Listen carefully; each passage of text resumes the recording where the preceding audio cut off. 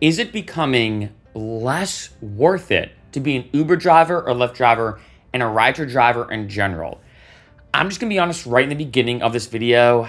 In some ways, yes. Now, I've done a lot of videos recently about the pros and the cons of Lyft and Uber. I mean, I've done a bunch of them on this channel, and a lot of them, you may have noticed, have been more negative recently as to why people are quitting, in terms of the reasons why people are quitting. When it comes to the pay, getting worse and worse and worse, and the fact that when I first started driving in 2015, the average amount that you made as a driver is now almost the exact same years later up until now, and if anything, is actually worse pay given the fact of the insurance issues, of course, being an independent contractor, costs going up, and a lot more. Now, this is gonna be a very unedited, raw, kind of fireside chat style video. I do these a lot here and there, just gonna give you my thoughts because I've gotten more and more questions of people saying, hey, Mark, in my DMs and my comments, I get so many comments on this channel of people saying, hey, Mark, I've watched a lot of your videos about technique-based videos, how to make more money as a driver, all these different logistics in terms of insurance or picking the right car, potentially renting, and I see all these negative comments. I see all these videos that you make about the negative aspects of being a driver. I'm just worried because is it becoming less worth it to be a driver? I was gonna drive, but now I'm not. Now, short answer in terms of this kind of should you drive or not, or is it less worth it? And I know there's nothing worse than what I'm about to say, because that's why you're watching this video, to get an answer.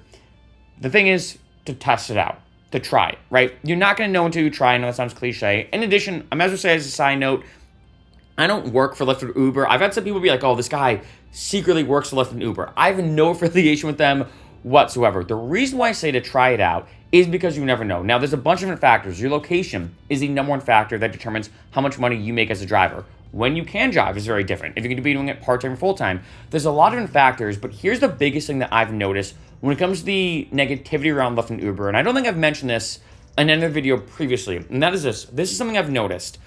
Online, 90, I'd say 80, I take that back. 80% of the comments are ultra negative about Uber and Lyft, not wanting to drive, etc. 20% of the comments on YouTube are fairly positive. In person, and I've interviewed hundreds of drivers in person and online and everything, it's the opposite. In person, about 80% of the comments and just perspectives I get are usually positive, 20% are usually negative. Now, granted, you could argue this a million different ways. Maybe if you think about it, like if you have a negative review at a restaurant, you're probably gonna go on Yelp, for example, and post something about it. If you have a positive review, you're not more likely to post it, right? We all know this. Maybe this is something with Lyft and Uber that drivers get frustrated. They go on YouTube, they watch videos, they're like, F Lyft and Uber, you should never drive for them, right? It could be that. It could be that maybe people in person are so content they don't really watch Lyft and Uber YouTube videos, right? It's tough to say. But here's another big thing on top of that I've noticed, and this is a big factor when it comes to it becoming less and less worth it to drive. I think the biggest thing is actually, especially now with everything going on with an Uber, and it's a very unique landscape, and that is part-time versus full-time. And here's a very ultra interesting thing about part-time versus full-time. When it comes to driving, all the negative aspects, right? Lyft and Uber is not perfect, as we all know. There's pros and cons to driving. All the negative aspects of driving get amplified once you go from part-time to full-time. I mean, that makes logical sense, right? If you're driving part-time and there's bad stuff about it, once you drive more, you're gonna get more of the negative stuff, right? If you're driving 20 hours a week, which is considered part-time hours, and you start driving 40-ish hours a week, it's almost like 2x negative aspects, right? However, that's not the same when it comes to the positive aspects. In my opinion, the positive aspects don't get as much amplified once you go from part-time to full-time. And I'll go more in depth about this, but it's almost like the negative gets more and more and more negative, but the positive only gets a little bit more positive, right? And the reason why I think at the end of the day is you now have to start relying on that Uber and Lyft income. And I talked about this. When I was driving part-time, I had other income sources. I loved it. I could drive whenever I wanted to. I had instant cash outs. I mean, we all know the benefits, right? It was awesome to drive. And I'm like, hey, if let's say on a Friday night, I don't feel like going out, I want to be healthy and give my liver a break on a Friday night, for example, right? Or do whatever, I can easily just go out, drive, make money. If anything, I actually sometimes had more fun, I'm not making this up, driving for Lyft and Uber on a Friday night than I did going out. I'd make money. I kind of felt like I was going out because people would get in my car and there'd be like high energy, right? Like I like that energy a lot. And then I get back to my house, I'd be like, oh, I made good amount of money tonight, right? Especially on a Friday and Saturday night. I think in Boston, when I was driving a lot, I made about $30 to $35 an hour on average, plus tips. And a lot of times people would tip in cash. And then in addition, on top of that, I'd wake up the next day feeling great, having more money in my pocket. I'm like, wow, now I, can't beat it, right? So driving part-time was awesome. But the second I went from that to full-time, I started to hate it. And I think the biggest thing is that all the annoying or negative parts about Lyft and Uber got amplified. And now fast forward to now, right? Because obviously that was way back when I was driving in Boston. Fast forward to now, there are a lot of tricky things going on with Lyft and Uber in terms of the insurance issues, when it comes to driving, when it comes to inflation, the maintenance on your car. There's all these little things that are happening with Lyft and Uber now that are making it a lot worse. And of course, the number one thing by far is the pay. The pay is now a lot worse.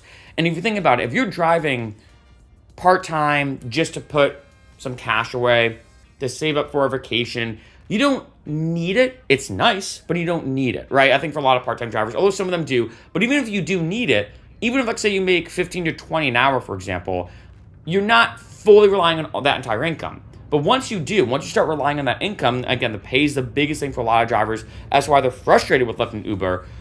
Well, once the pay gets so bad as it is now, and Lyft and Uber is taking out a bigger cut, and your expenses are going up, maintenance is going up, and blah, blah, blah, now you're like, shoot, I have to drive more and more and more to make the same amount of money, and I'm relying on this money to put food on the table for ends meet, for bills, for whatever the case is. It starts to put a negative light on Lyft and Uber. And I think that's why you see so many negative comments online and everything. Although I will say, like I said, I've met a lot of drivers who drive full-time who love it. And they're like, I'm not turning back. I'm doing this full-time in my area. I make insane money. Of course, all the benefits is a flexible schedule, instant cash outs. I'm my own boss.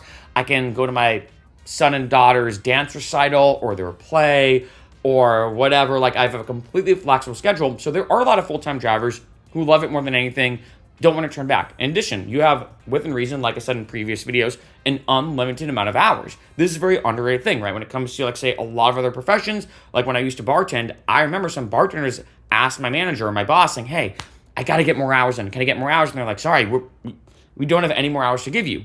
You really never have to worry about that as a Lyft and Uber driver, right? So there are a lot of benefits, but I think at the end of the day, if I had to give one or the other, if I was pressed to be like, okay, do you think it's becoming more worth it to be a driver or less worth it? I would say less worth it.